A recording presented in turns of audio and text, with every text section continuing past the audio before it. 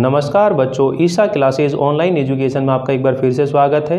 देखिए बच्चों, हम लोग 12th क्लास आरबीएसई बोर्ड का पत्र एवं प्रारूप लेखन वाला टॉपिक पढ़ रहे हैं और अब तक इस पर हम लोग 2 वीडियो देख चुके हैं। आज के इस वीडियो के अंदर हम लोग पढ़ने वाले हैं विज्ञप्ति के बारे में। तो देखिए, एक चीज़ होती है बच्चों, एक अधिसूचना होती है और एक विज्ञप्ति होती है। इन दोनों में आखिर अंतर क्या होता है? यानी सरकार का कोई निर्णय है, सरकार की कोई नीति है, सरकार की कोई घोषणा है, उसे जब संबंधित व्यक्तियों को या अधिकारियों को, ठीक है, या आम जनता के लिए जब समाचार पत्रों में वो सूचना प्रकाशित करवाई जाती है तो वो किस नाम से जानी जाती है? विज्ञप्ति के नाम से जानी जाती है। लेकिन जब इसी बात को सरकार का जो राजपत्र होता है, यानी जिसे गजट बोलते हैं, उस गजट में इसे प्रकाशित करवाया जाता है तो वो किस नाम से जानी जाती है? अधिसूचना के नाम से जानी जाती है। यानी सरकार की किसी नीति को, किसी योजना को, किसी निर्णय को आम जनता तक पहुंचाने के लिए या संबंधित व्यक्ति या अधिकारियों तक पहुंचाने के लिए या उनको सूचना देने के लिए समाचार पत्रों में एक सूचना पत्र के रूप में एक पत्र लिखा जाता है, उसे विज्ञप्ति के नाम से जाना जाता है। समझ में है ना? तो इसका उद्देश्य रहता है कि कोई ऐसी बात है जो जनता को बतानी आवश्यक होती है, इसलिए उसका प्रकाशन जो है अखबारों के अंदर, समाचार पत्रों के अंदर कर दिया जाता है। तो मैं यहां पर लिख देता हूं कि विज्ञप्ति किसे कहते हैं? किसी सरकारी विभाग अथवा गैर सरकारी, किसी सरकारी अथवा गैर सरकारी,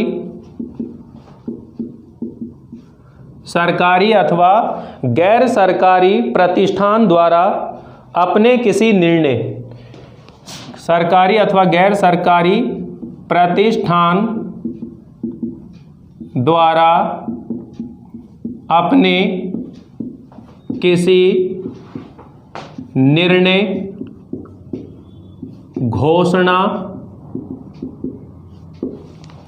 नीति,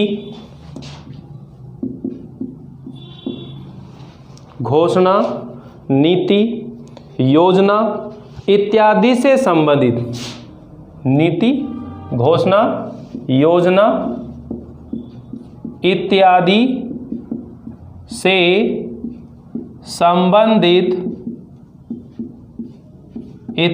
से संबंधित सूचनाओं को संबंधित व्यक्तियों, इत्यादि से संबंधित सूचनाओं को संबंधित व्यक्तियों या विभागों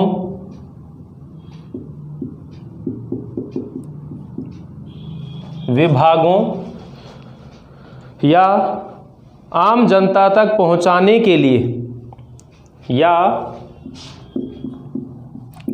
आम जनता तक पहुंचाने के लिए एक सूचना पत्र जारी किया जाता है, उसे विज्ञप्ति कहते हैं। उसे विज्ञप्ति कहते हैं। ठीक है, किसी सरकारी अथवा गैर सरकारी प्रतिष्ठान द्वारा अपने किसी निर्णय, घोषणा, नीति, योजना इत्यादि से संबंधित सूचनाओं को संबंधित व्यक्तियों को, विभागों को या फिर आम जनता तक पहुंचाने के लिए एक सूचना पत्र जारी किया जाता है। उस सूचना पत्र को ही हम लोग क्या बोलते हैं? विज्ञप्ति बोलते हैं। ठीक है बच्चों, एक चीज ध्यान रखना, एक विज्ञप्ति होती है, एक विज्ञापन होता है। विज्ञापन का जो उद्देश्य होता है वो अपने किसी कार्य को, यानी कि उसका जो व्यावसायिक उद्देश्य होता है, लेकिन जो विज्ञप्ति होती है उसका उद्देश्य व्यावसायिक नहीं होता है। विज्ञप्ति का उद्देश्य होता है कि जो कोई सूचना है वो आम जनता तक पहुंचानी है, इसलिए विज्ञप्ति के माध्यम से वो सूचना आम लोगों तक पहुंच जाती है। लेकिन अगर वही सारी बातें केवल राजपत्र में प्रकाशित होती हैं और संबंधित विभाग के लिए ही सीमित होती है या अधिकारी तो सीमित होती है, तो वो क्या कहलाती है? अधिसूचना कहलाती है। वो किस नाम से जानते हैं?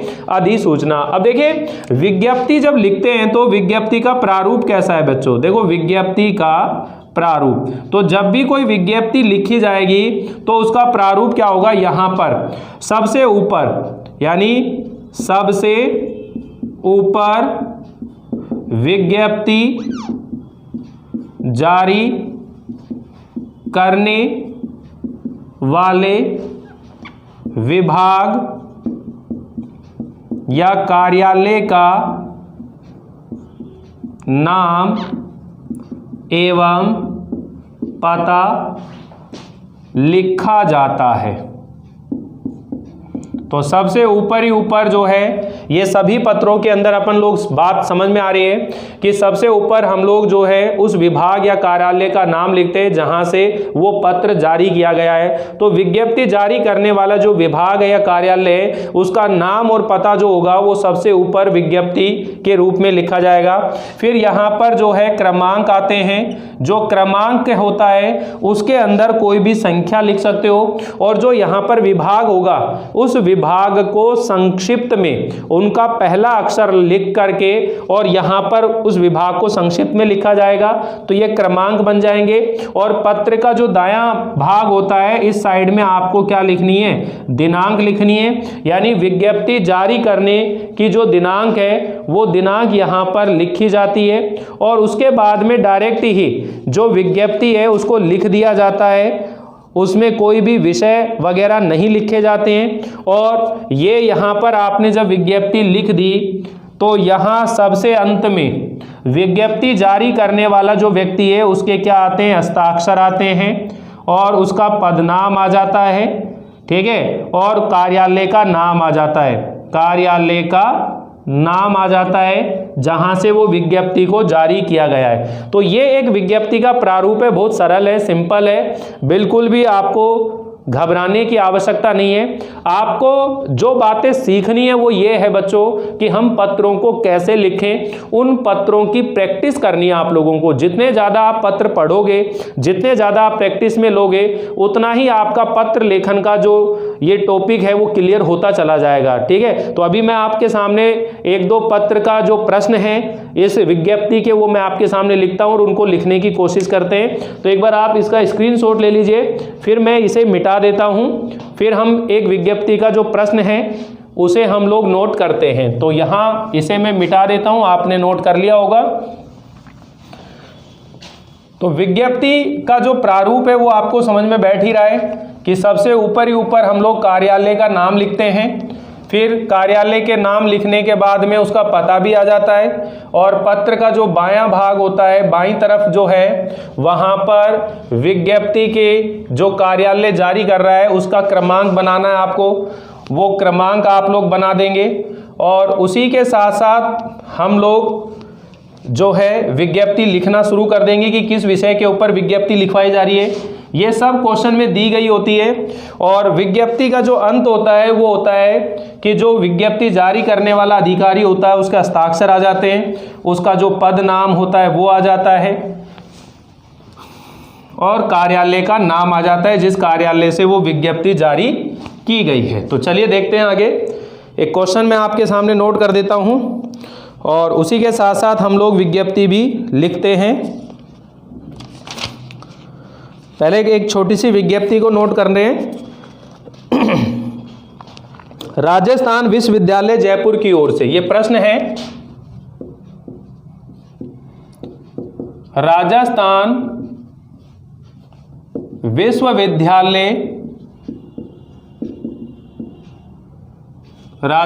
विश्वविद्यालय जयपुर की ओर से, जयपुर की ओर से एक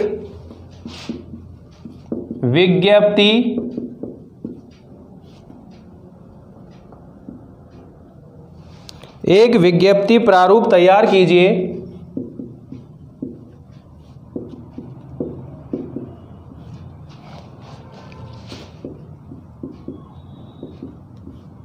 जिसमें परीक्षाओं की तारीख,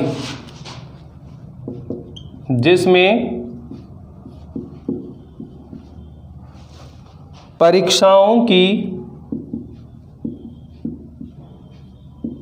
तारीख परिवर्तित करने की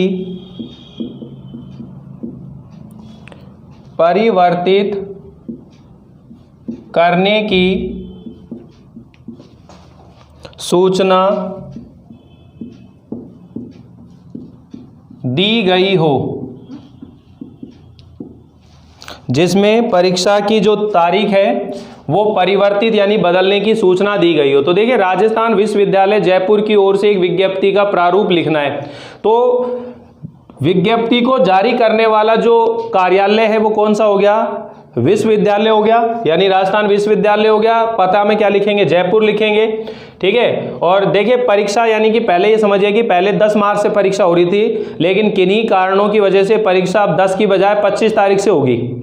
स्थगित कर रहे हैं कि सभी छात्र छात्राओं को सूचित किया जाता है कि इस राजस्थान विश्वविद्यालय में पढ़ने वाले, ये स्नातक स्तर का हो सकता है या स्नातकोत्तर स्तर का हो सकता है, यानी कि एमए का हो सकता है या एमकॉम का हो सकता है, जो भी आप परीक्षा का नाम लिखना चाहे लिख सकते हो। तो वहाँ कॉलेज के अंदर जो क्लास चलती है उन्हीं के बारे में आपको कोई ना कोई चीज़ नोट करनी होगी।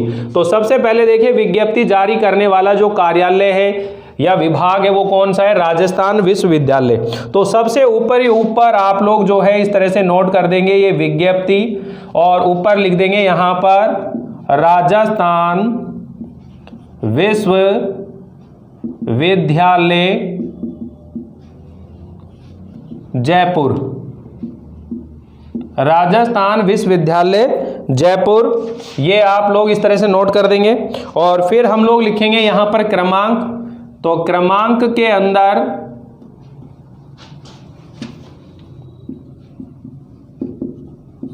ये क्रमांक, तो आप इसमें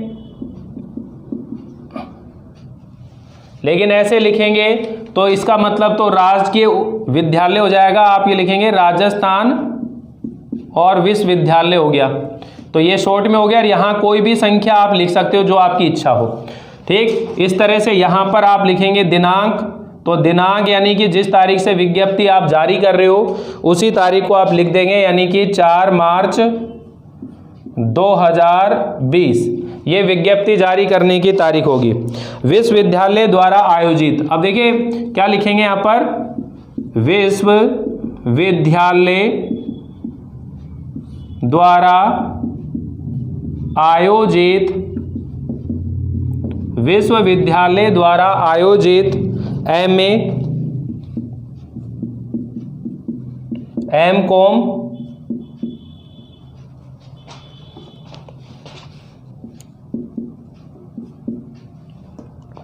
एमएससी,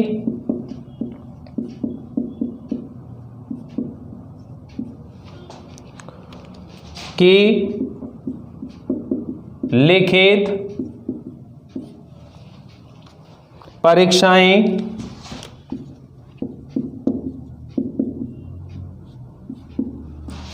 8 मार्च 2020 से ली जाने वाली थी, किंतु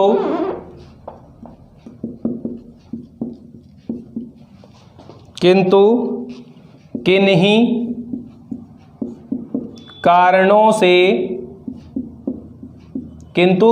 कारणों से अब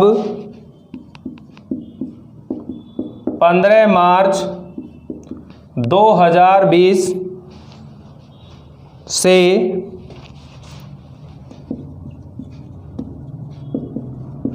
आयोजित होंगी। परीक्षार्थी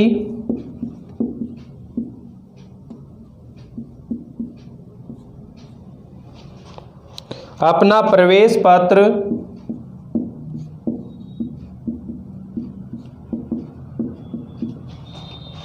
व समय विभाग चक्र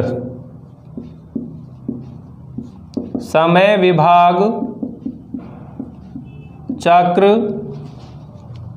विश्वविद्यालय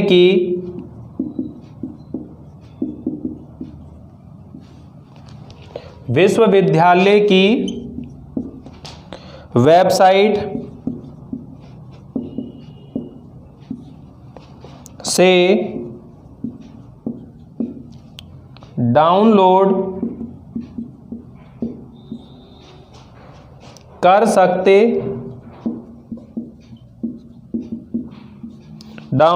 सकते हैं अथवा महाविद्यालय से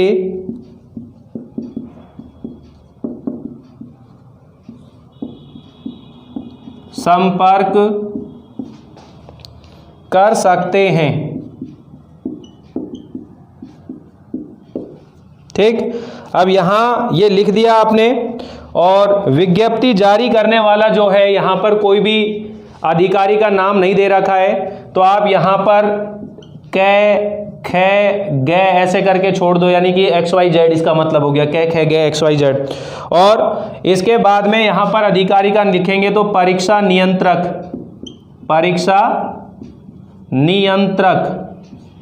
ये इसका पदनाम आ गया। और जारी करने वाला कौन है? राजस्थान विद्यालय, तो राजस्थान विद्यालय भी नोट कर सकते हो। इस तरह से आपके सामने जो है ये जो एक विज्ञप्ति है, इसका जो पत्र लेखन है ये आपके सामने लिख दिया गया है।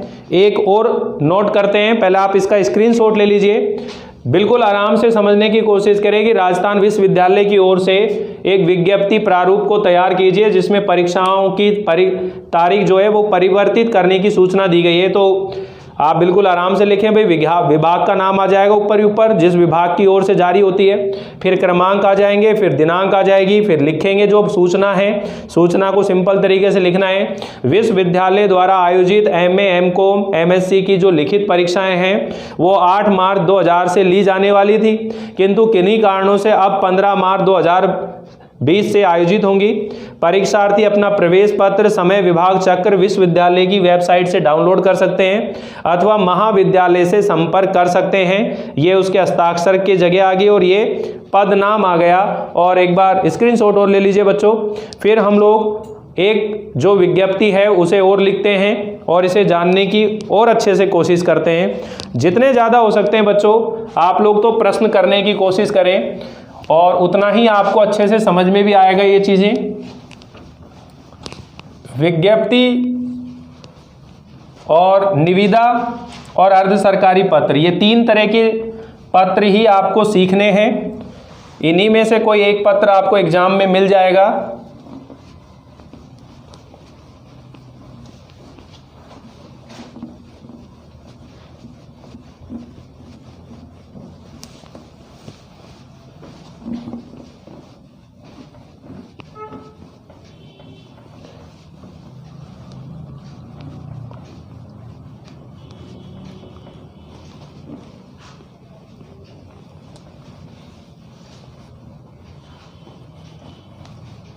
चलिए देखते हैं, दूसरा पत्र लिखते हैं। एक विज्ञप्ति पत्र और नोट करते हैं। मैं पहले क्वेश्चन लिख देता हूं आपके सामने।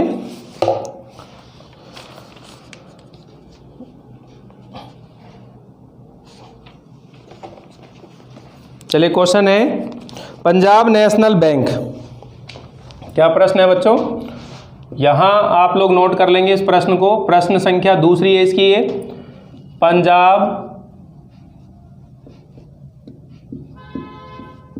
नेशनल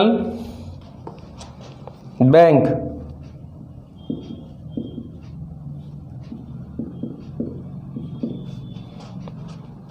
क्षेत्रीय कार्यालय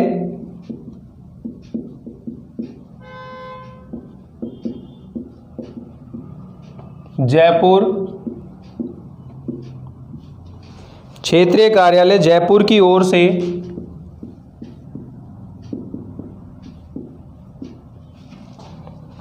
कार्यालय स्थान परिवर्तन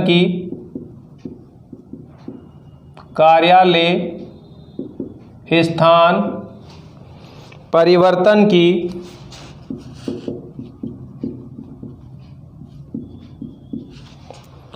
आम सूचना संबंधी आम सूचना संबंधी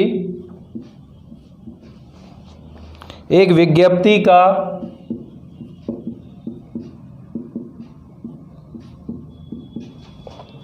प्रारूप लिखिए।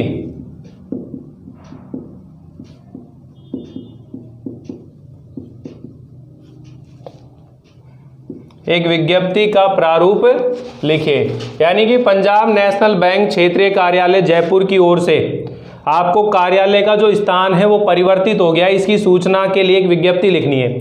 यानी कि ये जो पंजाब नेशनल बैंक का जो कार्यालय था पहले किसी और स्थान पर था, अब इसका स्थान बदलकर किसी दूसरे स्थान पर इस कार्यालय को स्थापित कर दिया। ये सूचना आम लोगों को दी जानी है।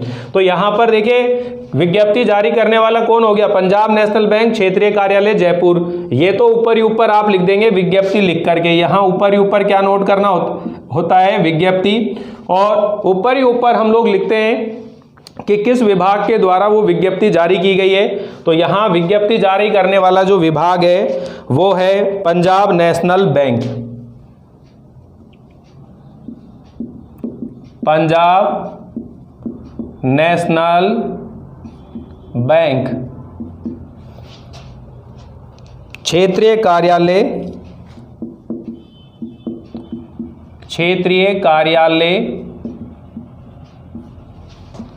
अब देखिए क्षेत्रीय तो बहुत बड़ा हो गया, आपको पर्टिकुलर वो एड्रेस भी बताना पड़ेगा। तो क्षेत्रीय कार्यालय, ठीक है, और 1819 गणेश मार्ग बापू नगर, गणेश मार्ग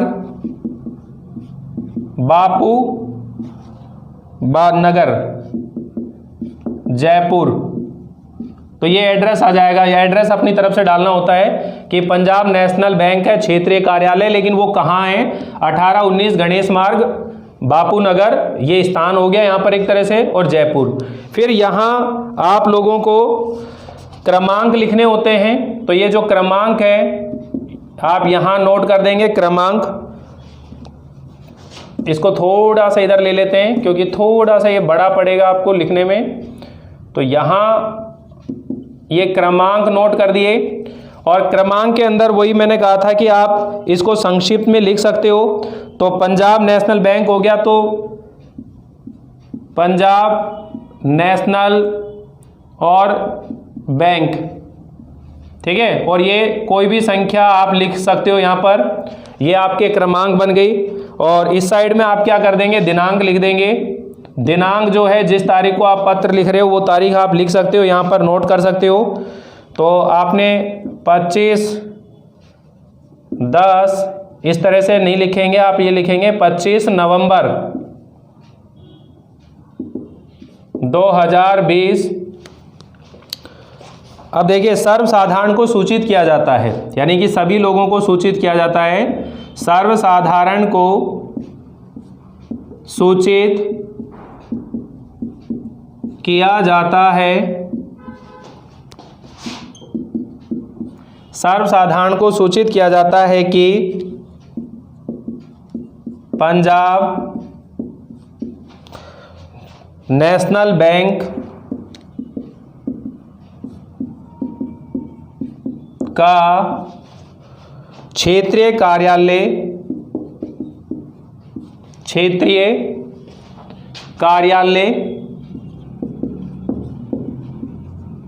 अब अपनी इच्छा से आप कोई भी एड्रेस लिख सकते हो कि पहले यहाँ था, अब वो चेंज हो रहा है। क्षेत्रीय कार्यालय 5 बत्ती जयपुर से,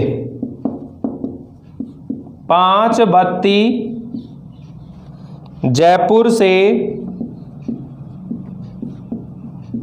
5 बत्ती जयपुर से किन्हीं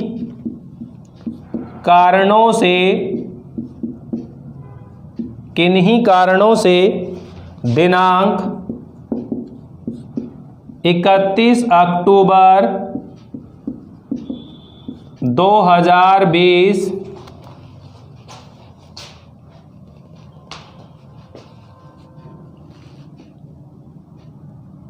को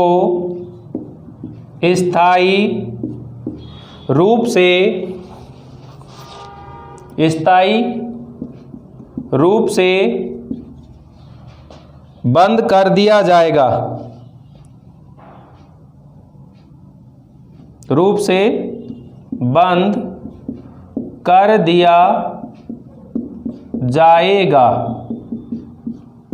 स्थायी रूप से बंद कर दिया जाएगा। यह कार्यालय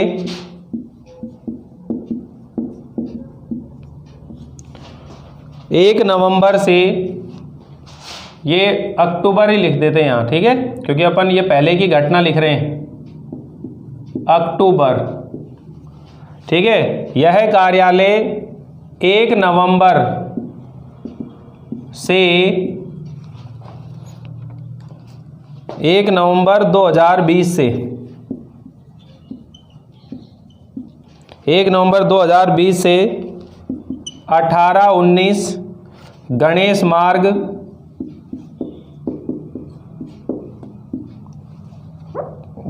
मार्ग बापू नगर,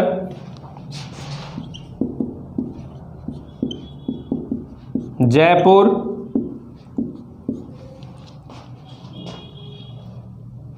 में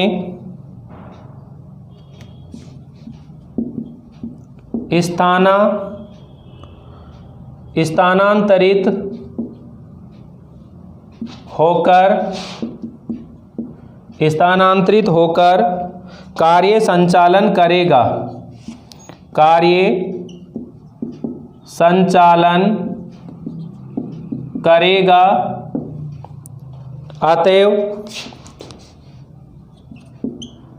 अतएव समस्त खाताधारियों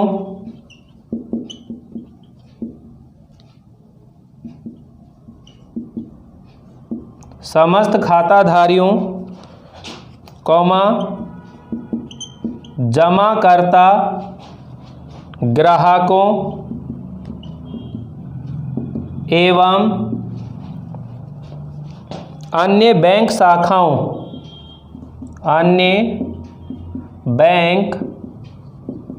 शाखाओं को सूचित किया जाता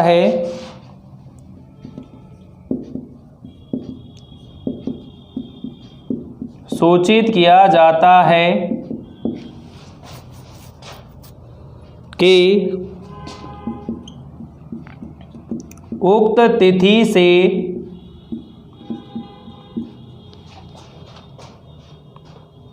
समस्त लेन देन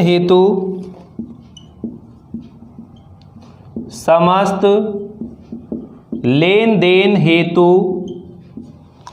क्षेत्रीय कार्यालय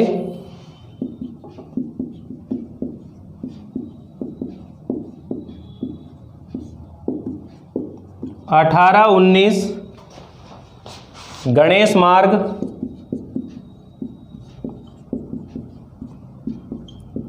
बापू नगर से संपर्क करें।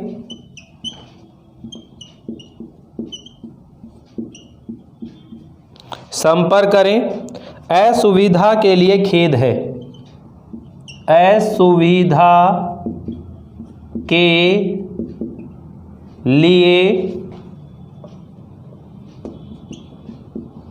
खेद है। असुविधा के लिए खेद है। और यहाँ पर हस्ताक्षर आ जाएंगे और अधिकारी जो होगा उसका नाम आ जाएगा क्षेत्रीय प्रबंधक।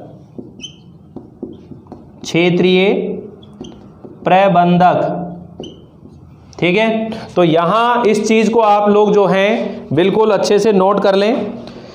क्या लिखा है देखिए कि पंजाब नेशनल बैंक क्षेत्रीय कार्यालय जयपुर की ओर से एक कार्यालय स्थान परिवर्तन की आम सूचना से संबंधित एक विज्ञप्ति का प्रारूप लिखना है।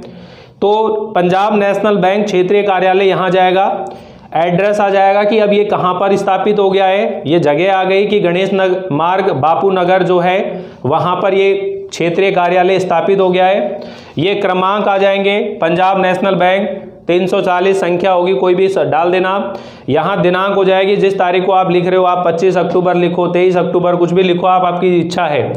सर्वसाधारण को सूचित किया जाता है कि पंजाब नेशनल बैंक का क्षेत्रीय कार्यालय जो है 532 जयपुर से किन्हीं कारणों से दिनांक 31 अक्टूबर 2020 को स्थायी रूप से क्या कर दिया जाएगा, बंद कर दिया जाएगा।